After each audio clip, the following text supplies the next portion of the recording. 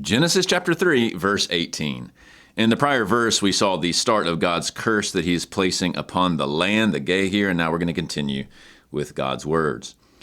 Akanthus kai tribalus anatele soi, kai phage ton korton tu agru. Well, let's begin with this pair of nouns here. Akanthus is the accusative plural of the word for thorn. And then tribalus here is also accusative plural for thistle. Could also be a briar, some plant that produces briar. And it's plural, and it's accusative, so that's what's being acted upon by the verb. What's the verb here? It's anatele. This is from anatello, which means, in this case, with agricultural type stuff in view, cause to spring up, something along those lines. And you'll see an EI ending, so this is third singular. You see it's dropped an L, and you also see that there's a circumflex here. That may remind you this is essentially a fake epsilon contract because this is a liquid with the lambda here. So this is actually a future active indicative. Now it's third singular, so who's the subject? It's not expressed in this particular verse. It actually goes back to the earth here. So the earth will cause to spring up thorns and thistles for you, that is, for the man Adam. And then we go on, what's going to happen to Adam. Phage here is from estheo, and another spelling change, we've seen this numerous times, this is a second singular future middle indicative. And you will eat ton chorton, that's grain or grass. And then of the agru here, that's of the field. So you will eat the grain or grass of the field, even amid the thorns and thistles that are being sprung forth by the earth.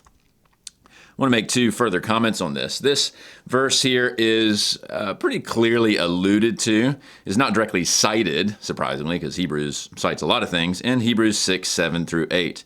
And the context is quite interesting in this particular pair of verses. For land that has drunk the rain that often falls on it, talking in part about the providence of God for all of his creation, and produces a crop useful to those for whose sake is cultivated, receives a blessing from God. But if it bears thorns and thistles, notice it's the exact same form, akanthus kai tribalus here, exactly what we see in Genesis 3:18.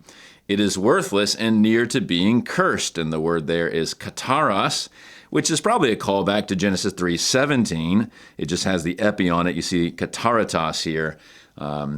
There's most likely a connection there. So the curse upon the ground continues and is reflected upon in Hebrews 6 with respect to how God blesses the productivity of the earth, but whenever it produces thorns and thistles, that is a reflection of the Edenic curse here that is pronounced upon the ground.